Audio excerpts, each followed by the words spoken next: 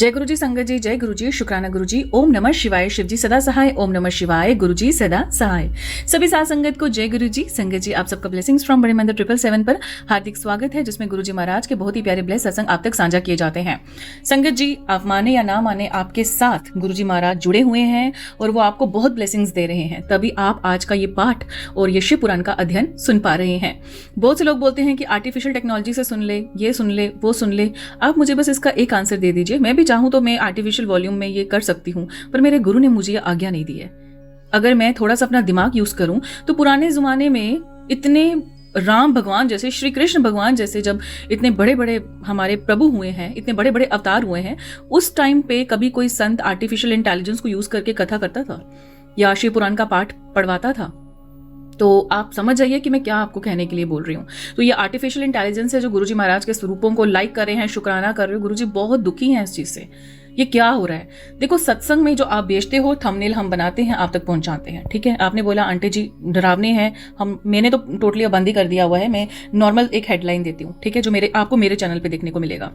दूसरा, artificial intelligence में लोग सत्संग चढ़ा रहे हैं, बड़ी अच्छी बात है, सुनाइए, गुरुजी की महिमा का व्याख्यान ही हो रहा है। पर मैं आपको एक चीज बता रही हूँ कि आर्टिफिशियल इंटेलिजेंस की आवाज जो आप सुनते हैं और आपको लगेगा कि उसमें कोई भाव आएगा, जो एक ह्यूमन भाव आता है ना, जैसे मैं आपको भी समझा रही हूँ, वो आपको आर्टिफिशियल इंटेलिजेंस से कभी नहीं आने वाला। और ये आप खुद अनुभव करोगे। आप उठा के शिव पुराण एक मशीन से सुन लो और एक इंसान से सुन लो, आपको जमीन आसमान का अंतर आ जाएगा। आपके अंदर का जो भाव है, एक बोलते हैं ना कि जैसे हमें ऐसा लगता है कि आज हमने कुछ सुना है। मशीन को सुनोगे, आपकी बॉडी में स्ट्रेस ही आएगा, क्योंकि मशीन की आवाज ही ऐसी होती है। और अगर आप एक ह्यूमन वॉइस को सुनोगे, एक फीलिंग जिसमें एक पूरा, जैसे कोई आपको बात करना चाह रहा है, आपकी फीलिंग को व्यक्त करना चाह रहा है, जब आप उसे सुनते हो ना, तो आपके माइंड को रिलैक्स मिलते हैं। जो आपका सेरोटोनिन लेवल्स हैं, वो सारे जो हैं थोड़े बैलेंस होते हैं। तो संगत जी, ये कहने का मतलब है मेरा कि आर्टिफिशियल इंटेलिजेंस पे इतना मत जाइए, उन स्वरूपों को मत शुक्राना लिखिए बीच में, क्योंकि गुरुजी से बहुत ज्यादा परेशान है, क्योंकि वैसा गुरुजी ने कभी नहीं किया। ना गुरुजी को, मुझे नहीं लगता आज तक मैंने कोई भी ऐसा क्लिप देखा है गुरुजी का जो बड़े मंदिर में अपलोड हुआ है, जहां पे गुरुजी को रोड में बिठा के उनको ब्लड निकल रहा है, ये निकल रहा है, क्या हो रहा है? This is all rubbish. ऐसा वैसा कुछ भी नहीं है, प्लीज इस धोखे में मत आए। और दूसरा, मुझे ये पता नहीं मैं इनको क्या बोलूं, इन पंडितों को पता नहीं इनको क्या प्रॉब्लम है। अगर आपको अपने ज्योतिष पे, अपने संस्कृत पे, अपने वेदों पे इतना ज्यादा अभिमान है तो अपनी सिद्धि प्राप्त करो ना। गुरुजी का स्वरूप नीचे लगा के ऊपर फोन नंबर दे रहे हैं अपना और बोल रहे हैं कि बेटी आज प्रसाद लगा। Who told you to do this?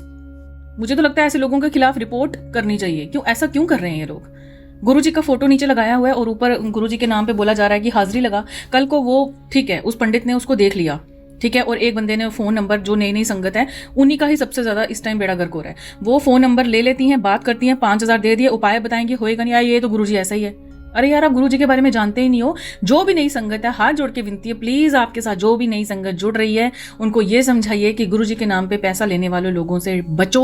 Online वो ठगी है, वो फ्रॉड भी हो सकता है आपके साथ। कल परसों एक आंटी का कॉल आया था, वो भी रो रहे थे। आंटी वो उस चैनल पे पता नहीं क्या बताया था, वो व्हाट्सएप पे पता नहीं कौन सा, फेसबुक पे था वो, तो उन्होंने बोला कि बेटी कर, तो मैंने वहां किया, तो हाँ आपका शुक्राना मैं शेयर करूंगा गुरुजी को। यार, तुम गुरुजी को शुक्राना शेयर करने वाले कौन होते हो?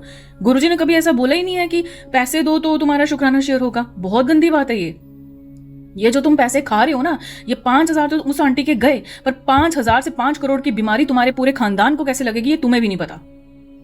क्योंकि जिस आंटी ने आपको पैसे दिए हैं, क्या पता वो किस हालत में थी, किस दयनीय हालत में थी।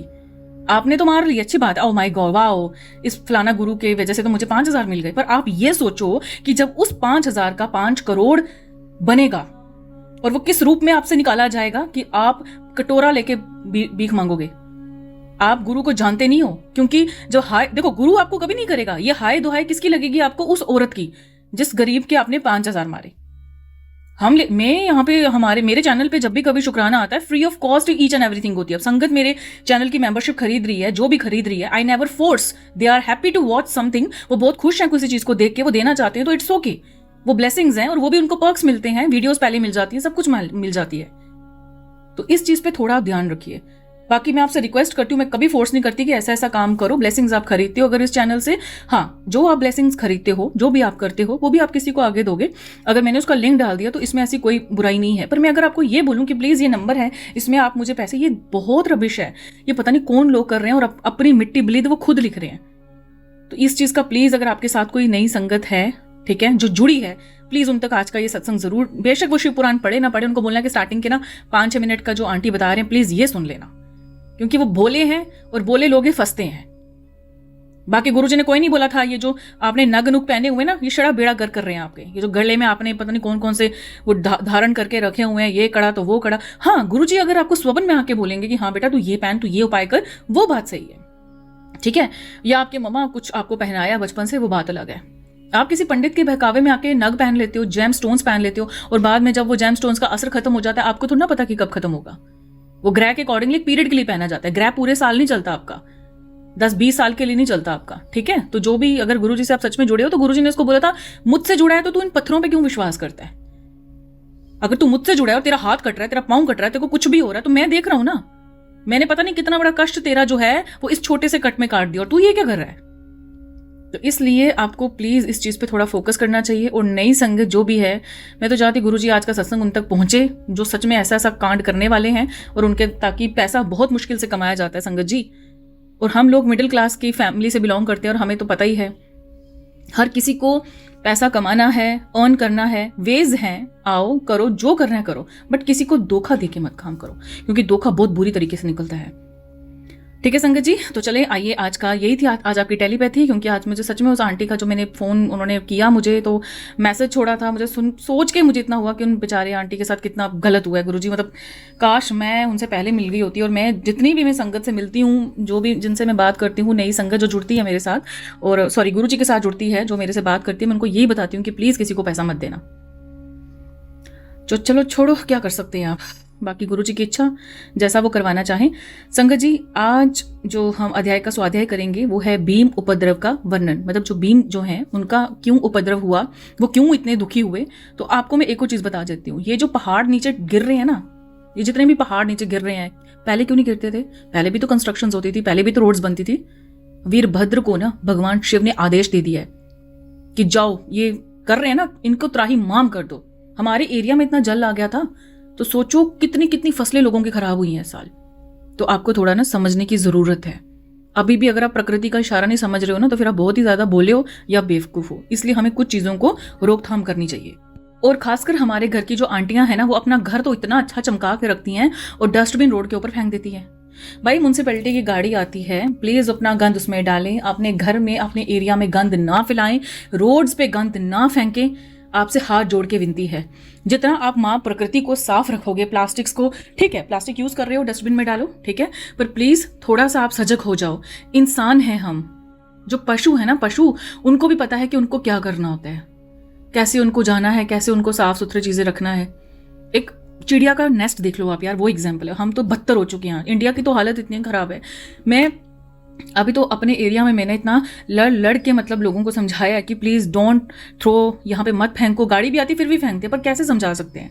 और आपको पता है एक चीज मैं आपको हमेशा बताऊंगी, जब आपको, मैं एक छोटा सा एक सत्संग भी है इसके साथ मैं आपको बताना चाहूंगी, ये मैंने किन्हीं आचार्य से सुना था संगत जी, उसके बाद में पाठ आरंभ करती हूँ। उन्होंने मुझे एक चीज बताई थी कि आपको इस दुनिया में ईश्वर ने चुन के भेजा, आपने अपना घर यहाँ बसाया, भगवान का परिवार बसाया, बच्चे पैदा किए, सब कुछ पैदा किए, आप रह कहाँ रहे हो? माँ प्रकृति की गोद में रह रहे हो आप। ये वन, पशु, पक्षी सबने अपनी जगह छोड़ी है, तो हमें इंसानों को यहाँ बसने का मौका मिला है। और हम क्या कर रहे हैं? इसी माँ प्रकृति की गोद में गंदगी फैला रहे हैं। और आप सोचो, जब हम किसी को गंदगी देंगे तो हमारी लाइफ में खुशियां कैसे आ सकती हैं। तो एक छोटा सा उपाय करना जो आपके शुक्र को एक्टिव करेगा, और आपके घर में इतनी समृद्धि आएगी कि आप सोच भी नहीं पाओगे। आपने जब भी कोई रैपर कुछ भी खाना है, आपने डस्टबिन में डालना है। आप बाहर हो, कहीं पे भी हो, प्लीज थ्रो जहां पे डस्टबिन हो, नहीं तो अपने पैक पॉकेट में रखो। जब घर में आओ डस्टबिन में फेंको, और आप सुबह जब गाड़ी आती है तो डस्टबिन उस गाड़ी में फेंकना है, रास्ते में आपने गंदगी नहीं डालनी है। तो आप खुद देखोगे कि जब आप वातावरण को साफ रखोगे ना, और आप इस चीज का अभिमान करोगे कि हाँ मैं बाहर गंदगी नहीं करता हूं, मैं डस्टबिन में डालता हूं, और फिर देखो कि आपका शुक्र कैसे एक्टिवेट होता है, आपके घर में सुख समृद्धि कैसे आती है। बाहर गंदगी करने वाले लोग अपने घर को स्वच्छ अगर रख रहे हैं ना, तो ये गलत है। आपके घर को स्वच्छ जैसे मर्जी आप रख लो, सफाई दिखेगी कलेश हो जाएंगे, गंदगी आ गई ना वापस। समझने वाले समझ जाएंगे। तो आइए अब अध्ययन आरंभ करते हैं। सूत जी बोले, हे ऋषियों, पूर्व काल में भीम नाम का एक बलशाली राक्षस हुआ था जो कि रावण के भाई कुंभकर्ण और करकटी राक्षस का पुत्र था। वह करकटी अपने पुत्र भीम के साथ सहस पर्वत पर रहती थी। एक बार भीम ने अपनी माता से पूछा, माता जी, मेरे पिताजी कौन है और कहाँ हैं? इस प्रकार यहाँ अकेले क्यों हम रह रहे हैं? अपने पुत्र के प्रश्न का उत्तर देते हुए करकटी बोली, पुत्र भीम, तुम्हारे पिता रावण के छोटे भाई कुंभकर्ण थे। पूर्व में मैं विराट राक्षस की पत्नी थी जिसे श्री राम ने मार डाला था। फिर मैं अपने माता पिता के साथ रहने लगी। तब एक दिन जब मेरे माता पिता अगस्त ऋषि के आश्रम में एक मुनि का भोजन खा रहे थे, तब मुनि ने श्राप द्वारा उन्हें भस्म कर दिया था। मैं पुनः अकेली रह गई। अब मैं इस पर्वत पर आकर रहने लगी। यहीं पर मेरी कुंभकर्ण से भेंट हुई थी और हमने विवाह कर लिया। उसी समय श्री राम ने लंका पर आक्रमण कर दिया और तुम्हारे पिता को वापस जाना पड़ा। तब श्री राम ने युद्ध में उनका वध कर दिया। अपनी माता के वचन सुनकर भीम को भगवान विष्णु से द्वेष उत्पन्न हो गया और उसने बदला लेने की ठान ली। वे ब्रह्मा जी को प्रसन्न करने के लिए कठोर तपस्या करने लगा। उसकी घोर तपस्या से अग्नि प्रज्वलित हो गई जिससे सभी जीव दग्ध होने लगे। तब ब्रह्मा जी उसे वर देने के लिए ब्रह्मा जी ने उसके सामने प्रकट होकर उसे वरदान मांगने के लिए कहा। तब भीम बोला, हे पितामह, यदि आप मुझ पर प्रसन्न हैं तो मुझे महाबली होने का वर प्रदान के। तब तथास्तु कहकर ब्रह्मा जी वहां से अंतर्ध्यान हो गए। वर प्राप्त करने के बाद प्रसन्न होकर भीम अपनी माता के पास आया और बोला, माता, मैं शीघ्र ही विष्णु से अपने पिता कुंभकर्ण के वध का बदला ले लूंगा। ये कहकर भीम वहां से चला गया। उसने देवताओं से भयानक युद्ध किया और उन्हें हराकर स्वर्ग पर अधिकार स्थापित कर लिया। फिर उसने काम रूप देश के राजा से युद्ध करना आरंभ कर दिया। उसे जीतकर कैद कर लिया और उसके खजाने पर अपना अधिकार स्थापित कर लिया। राजा दुखी था। उसने जेल में ही पार्थिव लिंग बनाकर शिवजी का पूजन करना आरंभ कर दिया और विधि पूर्वक ओम नमः शिवाय मंत्र का जाप करने लगा। दूसरी ओर राजा की पत्नी भी अपने पति को पुनः वापस पाने के लिए भगवान शिव की आराधना करने लगी। इधर भीम नामक राक्षस से दुखी सभी देवता भगवान विष्णु की शरण में पहुंचे। तब विष्णु जी ने सब देवताओं के साथ लेकर महाकेशी नदी के तट पर शिवजी के पार्थिव लिंग की विधि विधान से स्थापना कर उसकी स्तुति आराधना की। भगवान शिव उनकी उत्तम आराधना से प्रसन्न होकर वहां प्रकट हुए। शिवजी बोले, हे देवताओं, मैं तुम्हारी स्तुति से प्रसन्न हूँ, मांगो क्या मांगना चाहते हो। शिवजी के वचन सुनकर देवता सहर्ष बोले कि भगवान, भीम नामक उस असुर ने सभी देवताओं को दुखी कर रखा है। आप उसका वध करके हमें उसकी दुष्टता से मुक्ति दिलाएं। देवताओं को इच्छित वर प्रदान कर शिवजी वहां से अंतर्ध्यान हो गए। देवता बहुत प्रसन्न हुए और जाकर राजा को भी सूचना दी कि भगवान जल्दी ही तुम्हारे शत्रु भीम का नाश कर तुम्हें मुक्त करेंगे। बोलिए शंकर भगवान की जय। जय गुरुजी, शुक्राना गुरुजी। संगत जी, अगले अध्याय में हम स्वाध्याय करेंगे भीम शंकर ज्योतिर्लिंग का महात्म। सूत जी बोले, हे ऋषि गणों, अब मैं आपको भीम शंकर ज्योतिर्लिंग के महात्म के बारे में बताता हूँ। इधर जब दानव भीम को यह ज्ञात हुआ कि राजा कैद खाने में कोई अनुष्ठान कर रहा है, तब वह क्रोधित होकर जेल खाने में पहुंचा। भीम राजा से बोला, हे दुष्ट, तू मुझे मारने के लिए कैसा अनुष्ठान कर रहा है? बता, अन्यथा मैं अपनी इस तलवार से तेरे टुकड़े टुकड़े कर दूंगा। इस प्रकार भीम और उसके अन्य राक्षस सैनिक राजा को धमकाने लगे। राजा भयभीत होकर मन ही मन भगवान शिव से प्रार्थना करने लगा। वे बोला, हे देवादिदेव कल्याणकारी भगवान भक्त वत्सल्य शिव, मैं आपकी शरण में आया हूँ, आप मेरी इस राक्षस से रक्षा करें। इधर जब राजा ने उसकी बात का कोई जवाब नहीं दिया तो वह क्रोधित होकर तलवार हाथ में लिए उस पर झपटा। एकाएक वह तलवार शिवजी के पार्थिव लिंग पर पड़ी और उसमें से भगवान शिव प्रकट हो गए।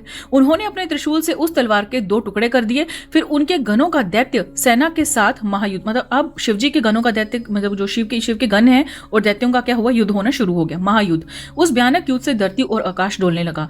ऋषि तथा देवता गण आश्चर्यचकित रह गए। तब भगवान शिव ने अपने तीसरे नेत्र की ज्वाला से भीम को भस्म कर दिया, जिससे वन में भी आग लग गई और अनेक औषधियां नष्ट हो गई जो अनेकों रोगों को नाश करने वाली थी। तब अपने भक्तों का कल्याण करने के लिए कल्याणकारी भगवान शिव सदा के लिए राजा अब इसमें क्या हुआ है कि जब उनका मतलब उन्होंने खत्म कर दिया उसको, भीम को अपनी आज्ञा, मतलब कि जो अब तीसरा नेत्र जब भी भगवान शिव का खुलता है तो वहां से आग ही निकलती है, तो अग्नि द्वारा उसको भस्म कर दिया। पर उनके भस्म होने के कारण जंगल में जो उपस्थित औषधियां थी वह भी जल गई।